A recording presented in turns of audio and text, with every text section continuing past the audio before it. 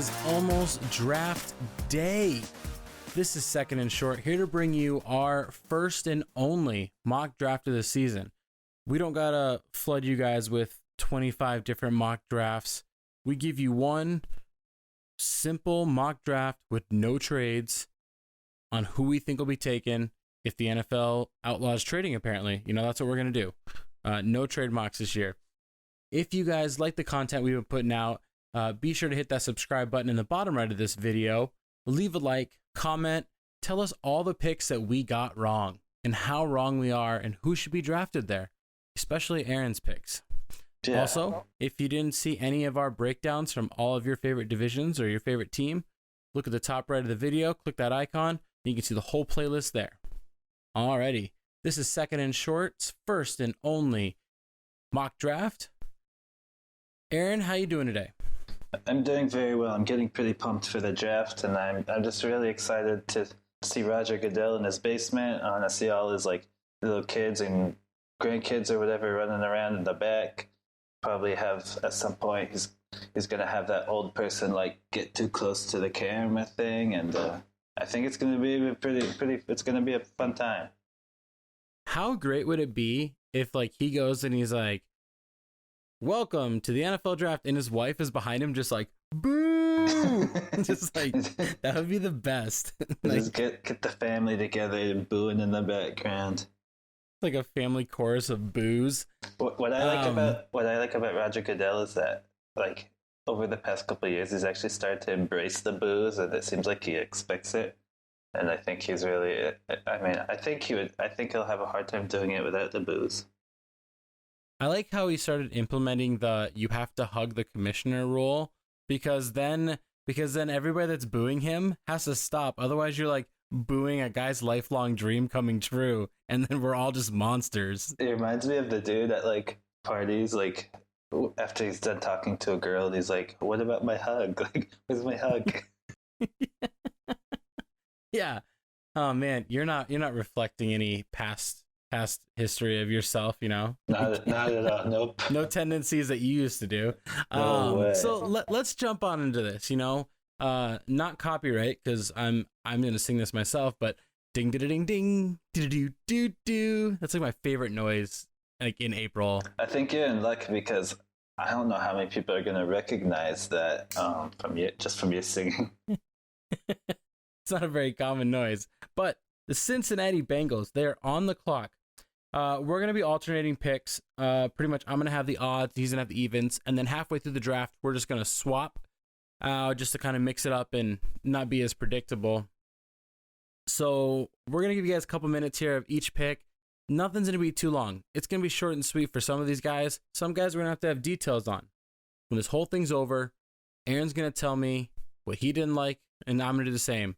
And then we're going to give you guys a final bold prediction on the NFL draft. Cincinnati Bengals, they're going to go up there, and they're going to take as long as they can to milk it out, because they're prime time.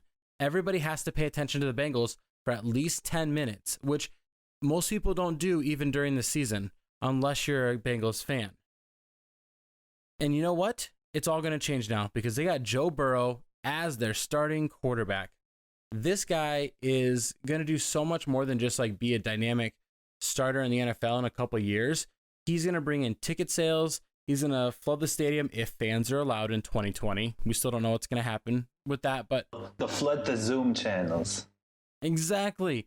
However, he is going to be the face of this franchise in a way that Andy Dalton was, however, better, in my opinion, because Andy Dalton's been there for 8 years as a starting quarterback. And if that guy can hold the job for 8 years, Joe Burrow's going to play till he's 50. And that's how I look at that. He's going to play forever. Joe Burrow's going to be the Marvin Lewis of keeping your job, is what's going to happen here. You know? I really like Joe Burrow. I think, I love watching him play when he was at LSU. From the beginning of the year, I liked seeing him play. What I really like about, what I think is his most important trait is that, once the play breaks down and he has to go off script, he's amazing. I think he's the only quarterback in the nation whose rating went up when he was under pressure. I think that's I think that's a really important trait in today's NFL. Look at like Pat Mahomes, look at Lamar Jackson, and all of those young quarterbacks who are like kind of more able to scramble and play off script now. Well, and what I have here written down for him is pretty much bouncing off of exactly what you just said. I have him as one of those very high IQ quarterbacks. I think he's going to come in and he's going to have this like, he's just going to have this level of knowledge that he's going to be able to bring to the game as a rookie that is going to translate. It really is going to translate for him. And I also have that he doesn't really turn the ball over. He's pretty well, you know, he does a good job. Obviously, Ohio State back then, we didn't get a lot to see from him. But however, he still only had 11 interceptions in 2 years. As much as everybody can be like, well, they had a dynamic offense, so of course he didn't. They had great playmakers. Okay, well, this LSU team wasn't the same in 18-19.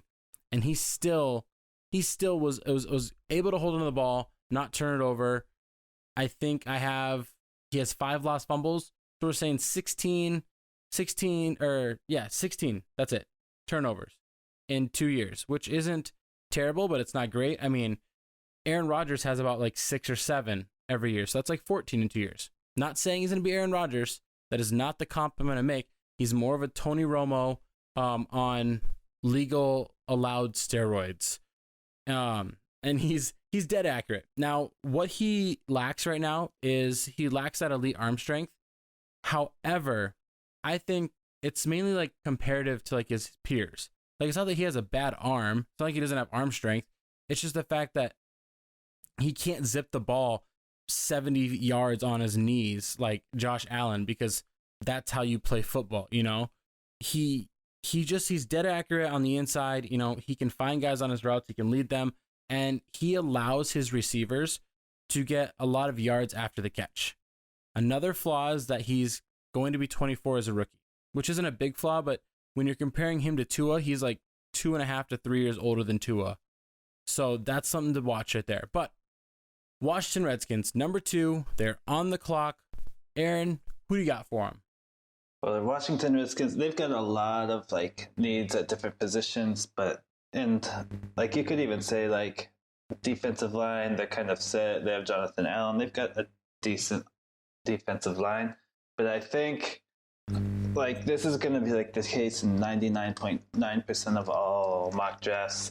You can't pass up on Chase Young if you're in this position. The only way I see them passing him up is if they get offered like a whole year's worth of picks to trade up. I think other than that, there's no way they pass up on Chase Young. Chase Young he's an athletic freak. He's fast. He's strong. He's got a variety of moves that he uses to get to the quarterback. He can get outside. He can use a speed rush. He can use a power rush. He's got it all. Like, he has very few weaknesses, I would say.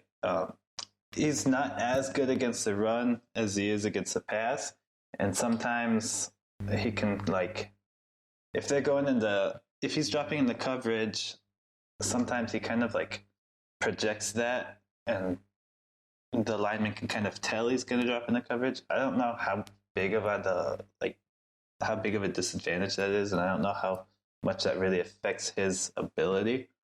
But I think there's not really too much to discuss. I think that's the pick, and he's the best player in the draft. See, I think the Redskins, in my opinion, I've been saying it for a while and everything, is I understand how great Chase Young is. I totally do. However, I think them trading out of that pick is one of the best moves they can make. They don't have a lot of draft picks in this draft. I think they only have 6 picks total, and they don't have a second-round pick. So after they pick here, they're not going to draft again, and they don't pick again until the 3rd round at like pick 66. That's a large gap to wait. If a team offers you, well, here's the only issue. The Washington Redskins can't trade themselves a king's ransom for their own pick. Like, they're not going to be able to send what they sent for Robert Griffin to themselves. So the only way I see this happen is if they trade from the Dolphins and they get 3 first-rounders, 2 this year, 1 next year. I say you take it. The Redskins have a good defensive line. However, you can always keep getting better. One thing you always need is pass rushers. And Ron Rivera and Chase Young just seems like a match made in heaven. It's almost like he went to the Redskins just so he could have the number 2 pick and take Chase Young. Yeah, Ron Rivera is a defensive coach, and he's always had a pretty good defense over at the Panthers, so I think he's going to jump at the chance to get Chase Young. Yeah, and if you're a Redskins fan, you should be happy because that Carolina team, I mean, you haven't been able to, until like last year when they drafted Brian Burns, being able to look at them and be like, oh, they have a lot of great pass rushers, and I can name all of them. No, you can't name hardly any of them unless you're a Panthers fan, yet they're consistently getting 45-plus sacks every year. And it's just because Ron knows what he's doing. And he's going to have even more talent on that defensive line with the Redskins. And Chase Young, easily could get 12 sacks in his rookie year, I think. So, all right, Detroit Lions. I'm on the clock here. And this is going to continue to be predictable, guys. The draft doesn't break if there's no trades in the first 3 picks. It's going to be as predictable as can be. Jeff Okudah, the Detroit Lions need a new cornerback. I understand that they brought in Desmond Trufant, and that's all right. He's been injured a little bit in the past. He's getting up there in age. They need a young star play across from him that eventually can just take over and just man the outside. And I'm not saying it's like going to be like Okudah Island or anything, but this guy has amazing man coverage skills. He can lock people down. He's really good at adjusting his body and shifting. He's got really quick feet. And he can track the ball. Even when he's running downfield, he still has a great ability to track the ball. And he's just great at everything. When he played for Ohio State, there was very little zone coverage use from what I saw. But that's just because he was so good in man coverage. He does need to become a better tackler, though. Aaron, what do you think? Yeah, I see. Like, he kind of reminds me of Jalen Ramsey in that respect. He is, like you said, really good at man coverage. It's not even close. Like, he's the best cornerback in the draft at coverage. I think like he kind of has the same body type as Jalen Ramsey. Great at man coverage, like we said. He's very confident. He knows he's good. But from what I could tell, he kind of has a better attitude than Jalen Ramsey. We all know how like Jalen Ramsey just kind of did his own thing on the Jags. I think he will be on the same level as a player as Jalen Ramsey at the next level. And that's kind of who he's been getting comped to as well from almost everybody, and like including us. Like it's just that's who he looks like and everything. He's got good size on him. And I've been seeing, like we said, there's like people that are sending out like they do about 12 to 20 mock drafts in the month of April just alone. And they're constantly just throwing it at you guys. And a lot of them are starting to put Okudah lower. Now, with this draft not being, live and in person, and I've seen a lot of things where like, scouts and general managers will go to scout Ohio State, they'll scout Okudah, and then kind of they'll all talk and get a consensus on what they all feel about the guy. Even if they're not giving him everything, they kind of think like, okay, I have to take Okudah here because otherwise I'm not going to get him my neck, whatever. He's not going to last. People are now starting to push Okudah down the board a little bit for some reason. Do you think that this is going to play into general managers now that they're all kind of in lockdown and their only resource really is like communication with the prospect themselves and then reading all these mocks? Like, I have two things to say about it. First of all, I think at this point, like the last couple of weeks, this is when we've seen every mock draft there is to be seen, and people kind of like get bored and want to switch it up. So they kind of like nitpick the tiny things about players or start to like drop them down the board, or they just kind of want to change change things up, whether consciously or unconsciously. Another thing, I think GMs now have to actually rely more on tape. I think a lot of times, like in the weeks leading up to the draft, they have so many like player visits, and like you hear about the players getting asked all kinds of like stupid questions, like what the Eli Apple, where they asked him if he was gay. Like they just like people kind of like start to change where they're gonna draft a player based on like their in-person visits and things like that. This year, they just have to rely on tape. There's like not a whole lot else you can really go to. Yeah, it is going to be interesting to see how it's going to work out and everything. And if you guys are wondering, we're taking a little break right here because this is where the draft is going to turn.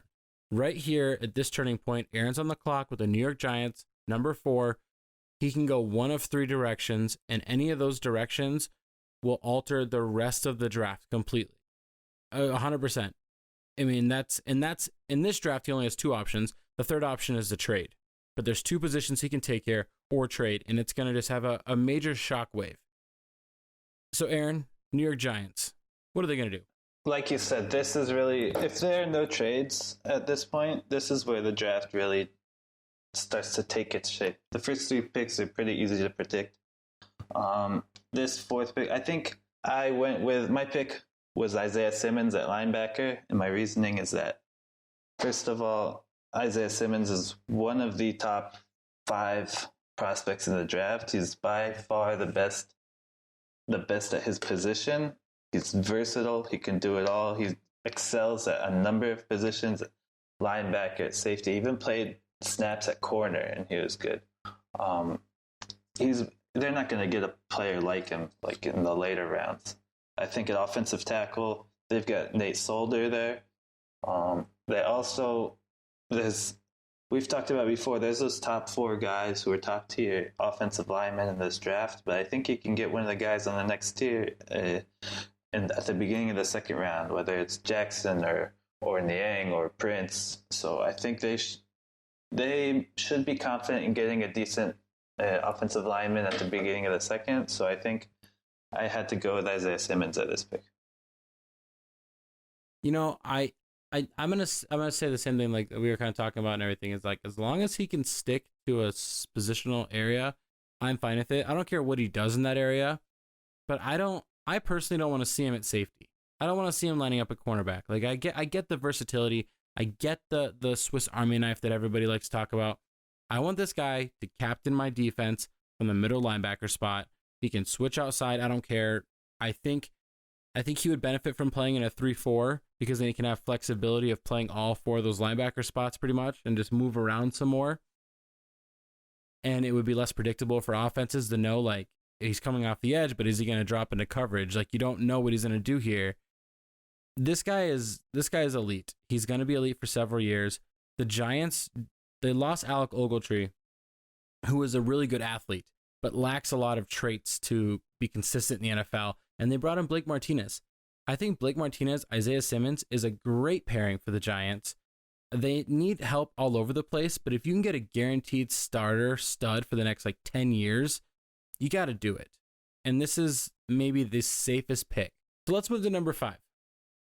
Your pick is going to have a chain reaction, a wave. A wave is just going to go through the draft and what's going to happen. And the Miami Dolphins, everybody's going to say Tua, and they're going to say they're going to draft a quarterback if the draft falls how it's falling.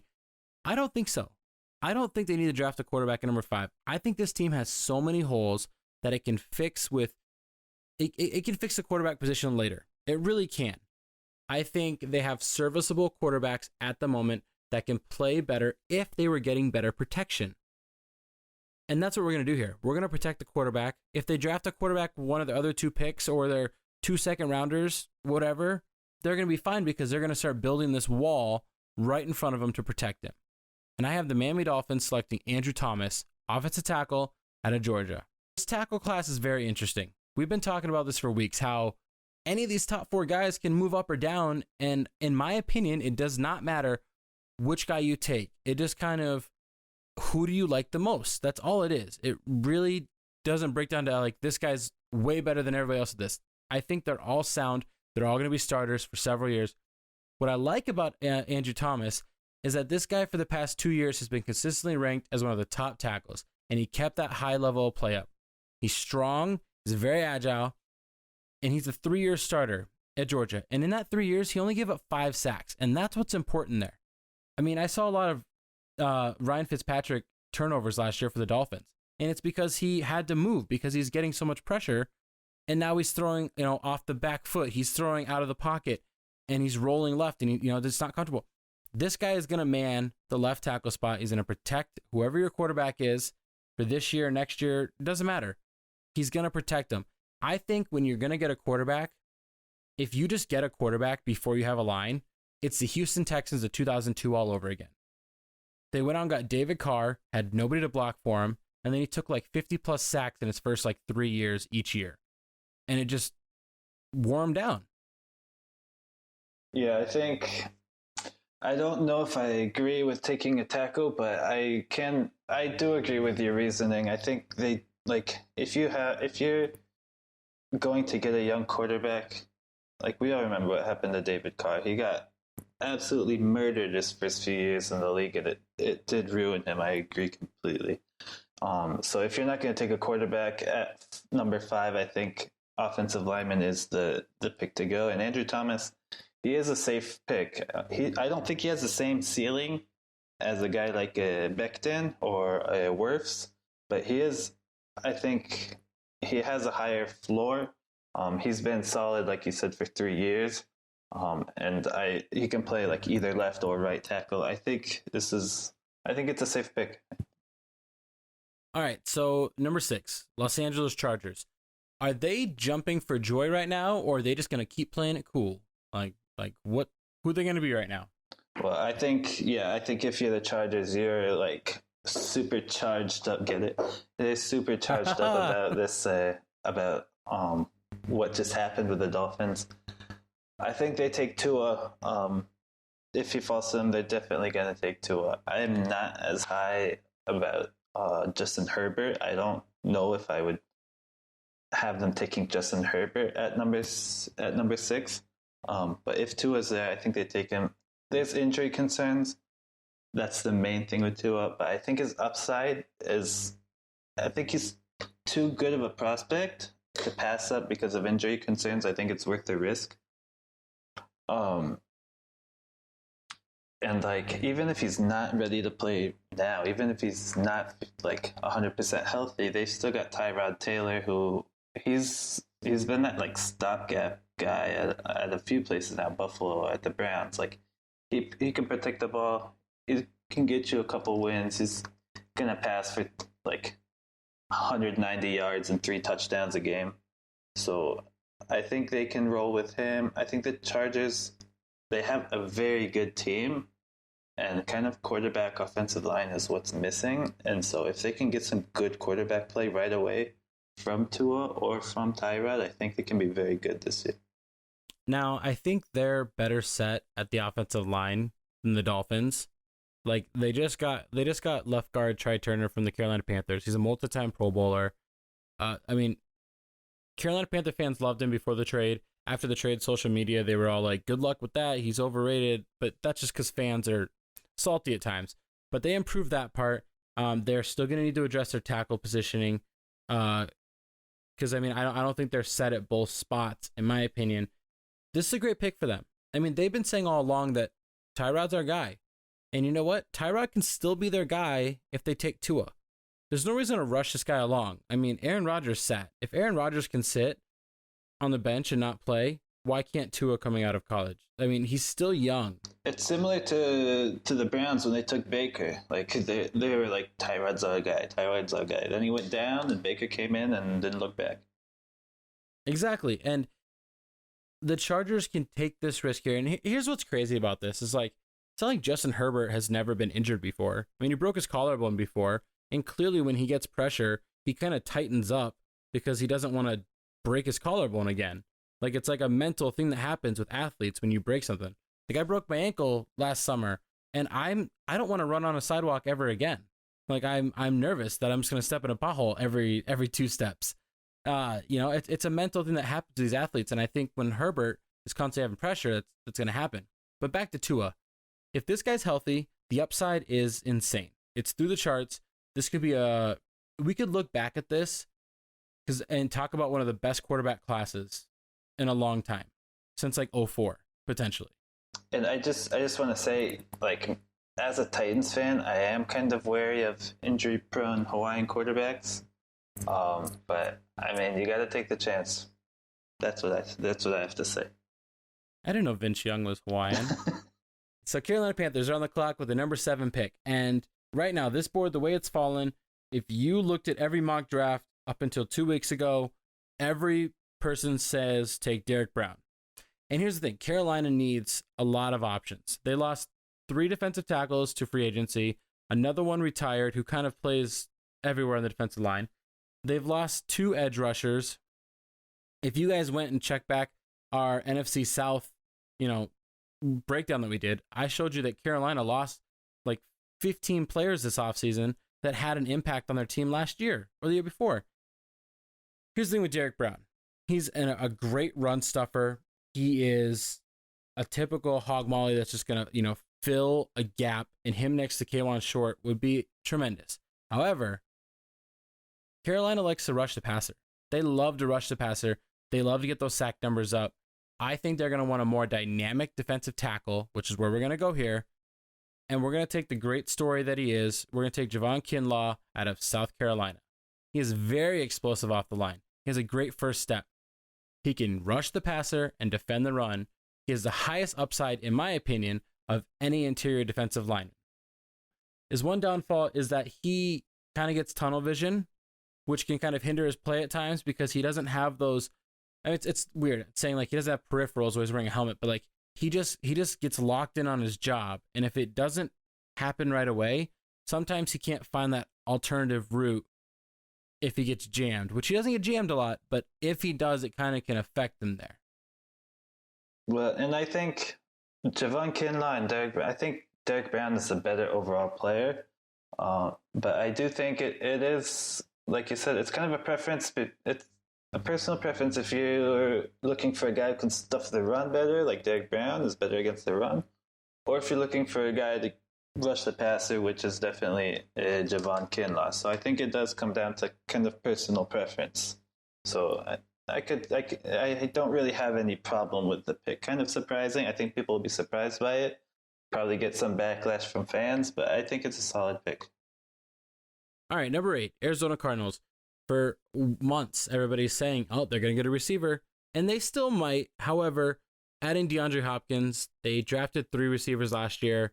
They still have Kirk and Fitzgerald, or Laird Fitzgerald, as I called him the other day. Stunned you there. What direction are the Arizona Cardinals going to go? Yeah, if we were doing this, like you said, before the Hopkins pick, I definitely would go one of those top, I think probably CeeDee Lamb or Jerry Jeudy. Jerry and Fitzgerald together there. But I don't, there's no need. I think you go here offensive tackle, and my top offensive tackle in this draft is Jedrick Wills. I think he is the most technically sound of the tackles. He's very athletic for his size.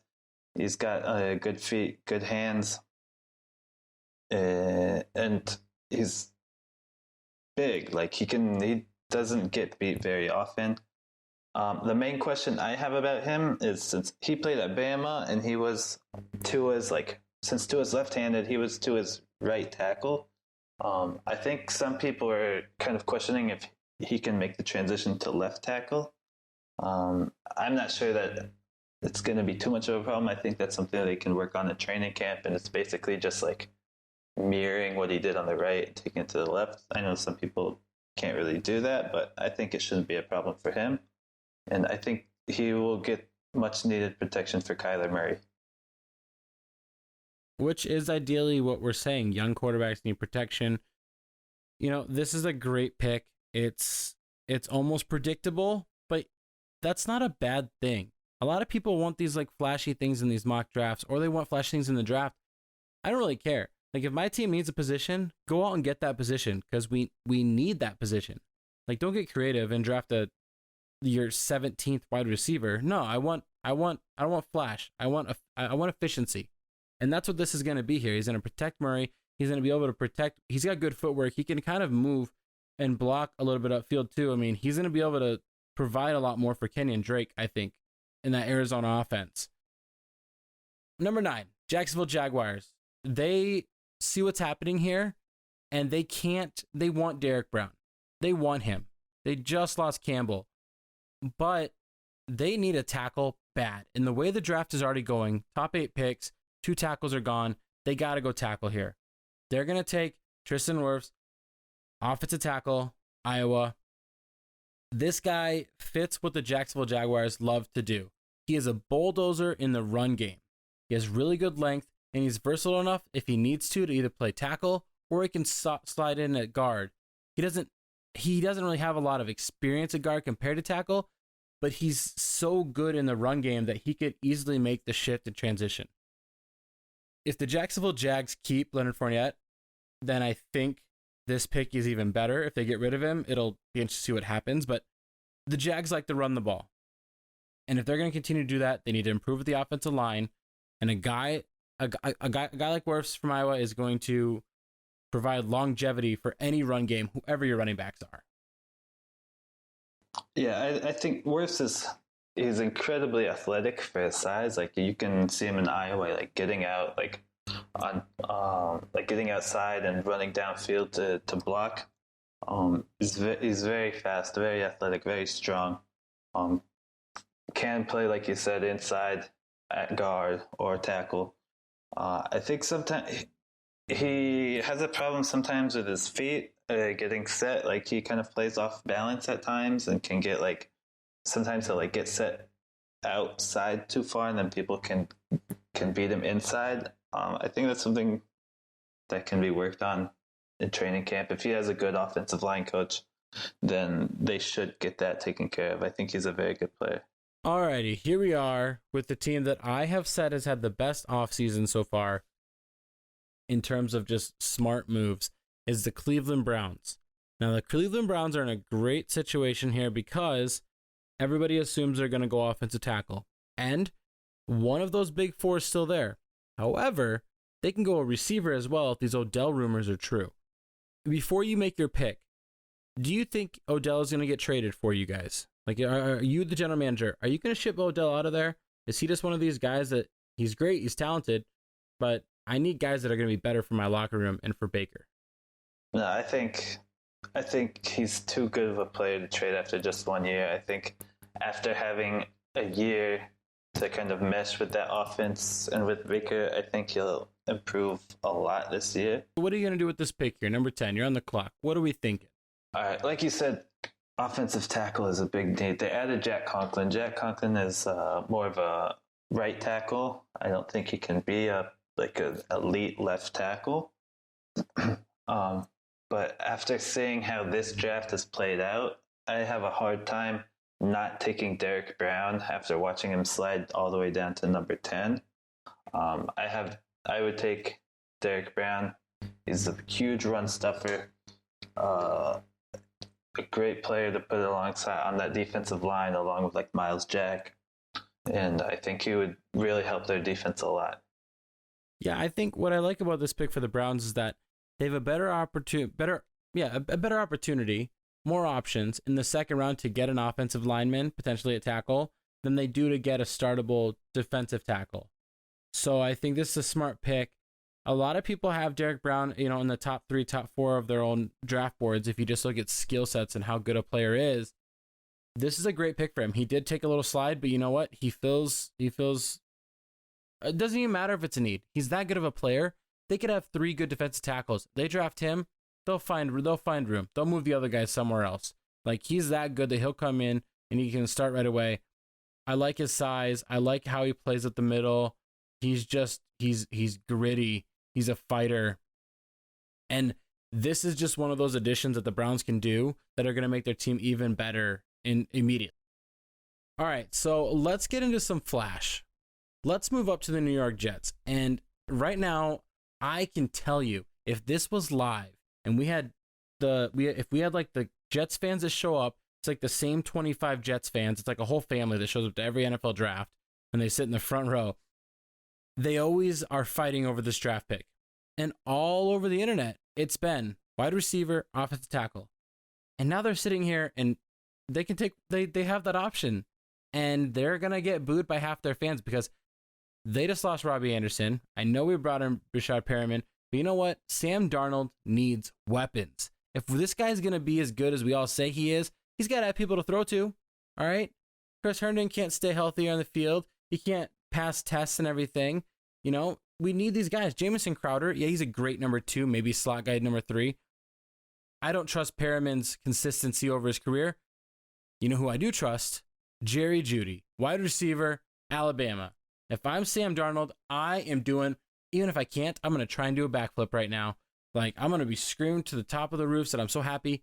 Could do a somersault. Jerry Jeudy, whatever. He can just do a cartwheel. As long as you're flipping over. Amazing route runner. Great hands. Great separation. His speed is a plus, considering the fact that he's not supposed to be one of these fast guys. He still ran a 4.45 40 time.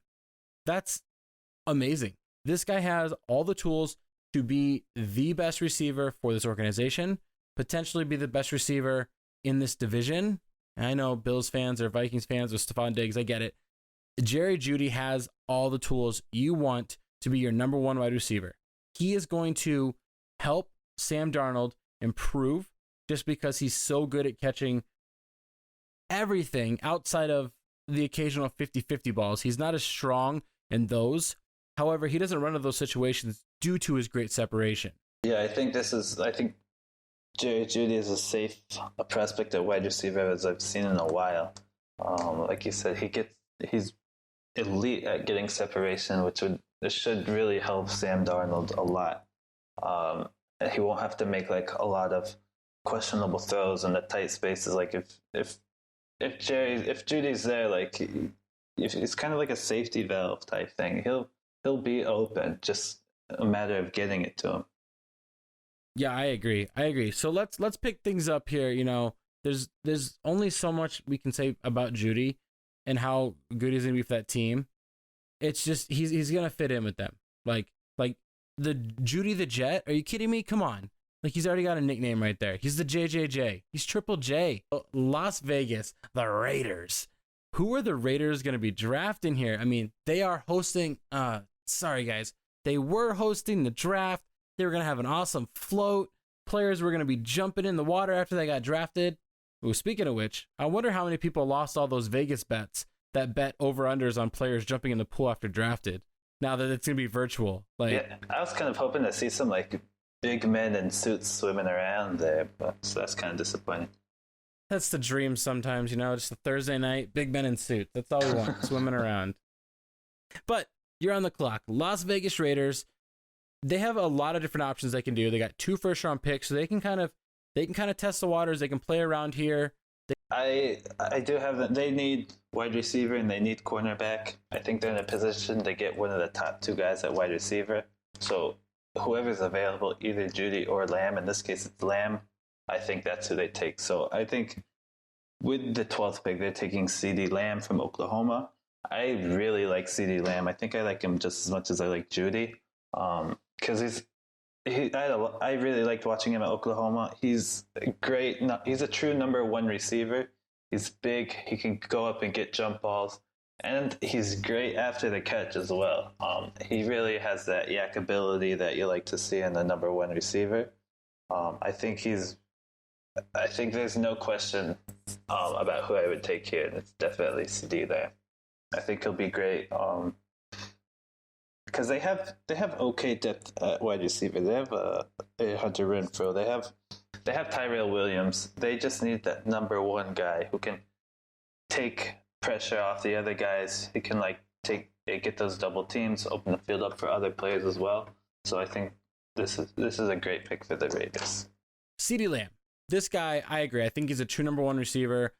I have been comping him to like if I was putting like levels and like DeAndre Hopkins is a 10, like he's like potential a 9. Like he's just below DeAndre Hopkins potential. I think this guy's going to, he's going to thrive. However, he is coming off of having some really good quarterbacks, and now he's going to be going to the Raiders, and it's going to be interesting to see if maybe Derek Carr just needs these top receivers, or Marcus Mariota needs this new offense. CeeDee Lamb is going to be the guy that will bail out whoever is playing quarterback for the Raiders. And what's great about this is, as you mentioned, Tyrell Williams and Hunter Renfrow, I think that set puts everybody in the positions they need to be. I think CeeDee is a great number 1. I think Tyrell's a great number 2. And I think Hunter Renfrow is a great number 3. I think that is a great matchup. And then you add in the fact that they have Darren Waller on, playing at tight end. Great tight Josh end, Jacobs. Josh Jacobs can catch passes as well. They need to shore up their number 2 running back since they lost DeAndre Washington and everything. for pass catching, but this offense is already starting to look great just from this pick right here. Alrighty, San Francisco 49ers. They traded away one of their interior defensive linemen to the Indianapolis Colts, and now they need a lot of things, actually. For a team that was just in the Super Bowl, they have like 3 major needs that they're just holes on the team that you don't think would be there for a team that was just this good. And they're still good. They're still very good. And the fact that they have the number 13 pick and can get better already, and losing a defensive lineman for them doesn't hurt. It doesn't hurt them because they've drafted an interior defensive lineman or an edge rusher, 7 of the last 7 years, pretty much, it seems. Like, that's all they do is draft defensive linemen. Not today. CJ Henderson, cornerback, Florida. They need somebody opposite of Richard Sherman that they can trust. We talked about in the draft preview, you guys can go check it out, about their cornerbacks. I don't trust them as number 2s. I don't trust them as number 1s if Sherman potentially gets hurt. He can be elite for as long as he says he wants to be elite, but play is going to start falling off each year. It's going to happen. It happens to cornerbacks, and they need to transition to safety to keep relevant or move into the slot, because they can't guard these fast shooters on the outside.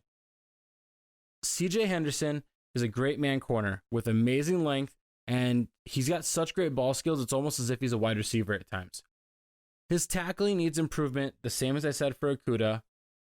Same with his abilities in the press, because he can get caught looking at the quarterback. He likes to make plays.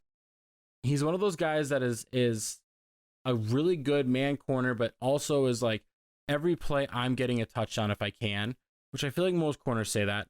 But he can lose his guy that he's covering if he's pressing him. He uses his upper body a lot to bump receivers off their routes. He's very smart.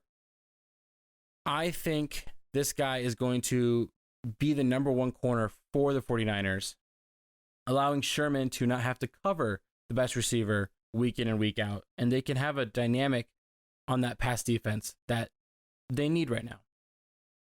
Yeah, I think one question I have about CJ Henderson, I like the positional, I think he fills a positional need.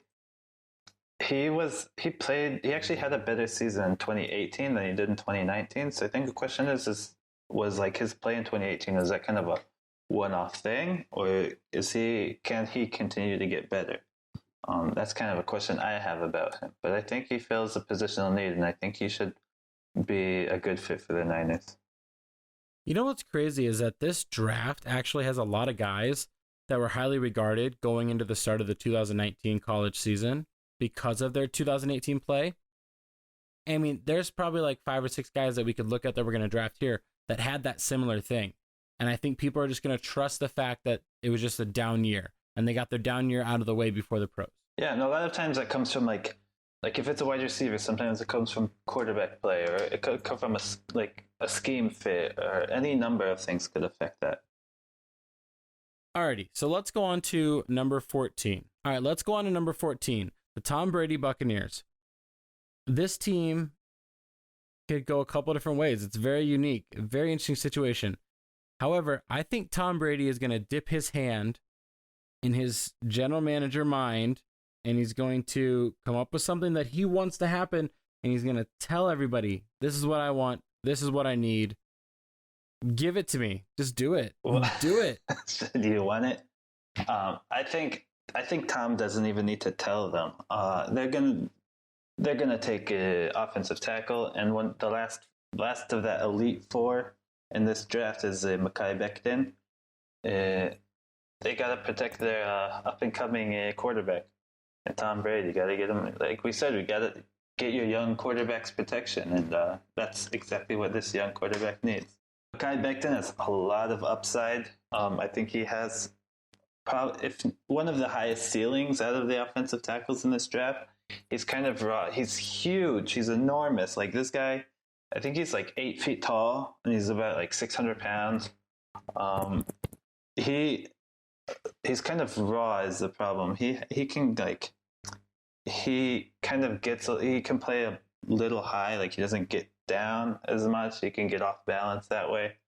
But I think if you're talking about like long term, this is a guy you want to take. He's absolute mauler in the run game as well. He needs to improve a bit in pass protection, but I think this is the guy you take with that pick. I just think it's the most win now move they can make. He's protecting Tom Brady is crucial. However, let's say that the Buccaneers don't get a running back in this draft that a lot of people are projecting them to get. Let's just say they decide to go other places. Becton is athletic enough that he can help Ronald Jones, run the ball. He can protect for him. And this guy lit up the combine. And then he also had this whole like test, is medical test, whatever, with potentially being a substance or whatever. I don't really know the full details on it. I think there's like some smoke screen to it because all of college, he never tested positive for anything. And the fact that he would like risk it right after the combine, like right up at the combine, doesn't make any sense to me for a guy that wouldn't risk it playing in college at Louisville, of all places, It kind of reminds me of the whole Laramie Tunsil deal with the gas mask. I mean, that I feel like is like just so direct and like I'm on top of the world, I'm never gonna get caught type thing. But no, Becton I think has a very high ceiling. I think this guy has unlimited potential. The biggest question is though, is this just a combine warrior getting better looks, getting moved up the draft board? I mean, we have him kind of fallen here at 14 based on what others are saying, but this is a sound pick for them. This is a smart pick for the Buccaneers. Alrighty, number 15, Denver Broncos. Shout out to Cody. Whoever that is. If you've been paying attention to anywhere in the past like week, Denver Broncos want to trade up because Denver Broncos want a wide receiver. And they're going to go out and they're going to get a wide receiver. They're not going to draft a quarterback because, I mean, Drew Lock, yes, he could be the guy, but I don't trust John Elway drafting quarterbacks, and he's just going to stick to Lock, I guess. But if you're going to stick to Lock, you have Sutton. Yeah, they have guys like Deshaun Hamilton and everything, but they need a number 2 receiver, and they need a guy that's going to complement Sutton the best. And I think the way this draft is falling, they're going to get the best complement for Courtland Sutton. Courtland Sutton doesn't get a lot of separation off of his routes, but he's a big body. He's a possession receiver. And now they're going to get that guy that's a burner. They're going to get Henry Ruggs, 3, or the 3rd, whatever you call him. Wide receiver, Alabama. He's fast. He's super fast. He's the quickster is what he is. He runs a 4.27 40 time, He's a great route runner. He's a very versatile receiver. And the only thing I ever see is that he has a little trouble against like dominant man coverage cornerbacks that can press him and everything. However, the routes that he runs so well that he doesn't always run into those issues, especially with press and stuff. This is going to be a great thing for Locke, having these options here. Yeah, and I think the Broncos are going to be ecstatic that he's on the board still because a lot of people have those first 3 receivers going all in a row to the Jets, the Raiders, and then the Niners. But with the Niners taking C.J. Henderson, Ruggs will be available, and I think he really is a perfect complement to Courtland Sutton. That gives Drew Lock. Drew Lock looked promising last year. I think this gives him a couple of really fun tools to work with, and also I agree with you. I think Henry Ruggs is a lot better route runner than he gets credit for. He doesn't run all the routes in that route tree, but the routes that he does run, he runs very well, and that speed helps him. So I think this is a great pick for the Broncos. All right, last pick of the first half. You have the Atlanta Falcons here, who are another team that wants to trade up because they want to get 1 of 3 positions here. I think. I think the biggest thing for them is to get a cornerback, maybe an edge rusher. This team also could add more playmakers, potentially. It just depends on where they want to go. This team literally could do anything. I think they're tired of sitting in this like 6 to 9 wins, and they just want to get back to the Super Bowl. So, how do you have them doing that? Yeah, so I had a hard time deciding here.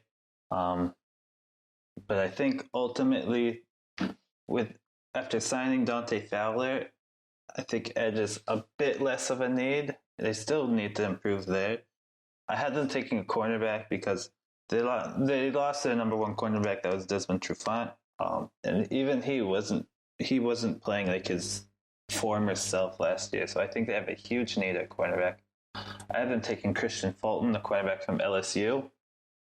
I think that fixes like I said, that huge hole that they had there. Christian Fulton's good at like press man coverage. He doesn't really get out of position when he's playing, and I think he's a player that you can start right away, and he's going to be a solid cornerback for that defense. And I think like one concern I have about him is the fact that he was suspended for the 2017 season. I don't know if that's kind of like a red flag. One concern I do have about him is that he was suspended for his 2017 season for allegedly tampering with like its drug test. So I don't know if that's kind of a concern. I think with the new CBA, if it was like something like marijuana, the new CBA doesn't like deal with that as severely. So I don't know if that's really relevant anymore. But it could speak to some character issues. I don't know. I don't have the whole story. That's just kind of something that popped out to me. Yeah, I mean, if this would have been he got suspended in 2019, I'd be more worried about this pick because he had so much time off. But he came back, played really well. You know, he had to cover Judy and Ruggs this past year and everything. You know, and he had to cover. He was constantly working with guys like Justin Jefferson, you know, in practice and everything. Which both those guys have elite skill. They're going to be really good here in the pros. You know, what I like about Fulton is that he's got that size. When I look at a cornerback, when I see that 6 foot, I get happy. Like, I want to see guys that hit that 6 foot mark if they're going to be playing corner, because you're going to be going up against guys that are 6'3" plus. So for this team, the Falcons, they need a cornerback, and they need one bad. And I think they have been treated to some really good cornerback play from Trufant for such a long time that they're going to crave to have that still. Fulton is really good in man coverage, and I think that's where he's going to thrive. And I think with the Falcons, he's going to be able to lock down guys such as, you know, we have Michael Thomas, Mike Evans, DJ Moore. He's got wide receivers he's got to cover. The Falcons have to fix this, because if you don't, you're just going to get burnt all day the way Julio burns people for 300 plus yards. Rest in peace. Alrighty, well, that's going to do it here for us on part 1 of the mock draft. We ran a little long on these, so what we're going to do is going to break this into 2 parts. The videos are going to be up right away, so if you guys look at the top right of this video, you guys will be able to see the link to the next part 2. So head on over there, check it out, see what we got going on. The NFL draft is here right around the corner. This is 2nd and Short. Thanks for coming on in. You guys have a good one. Love you.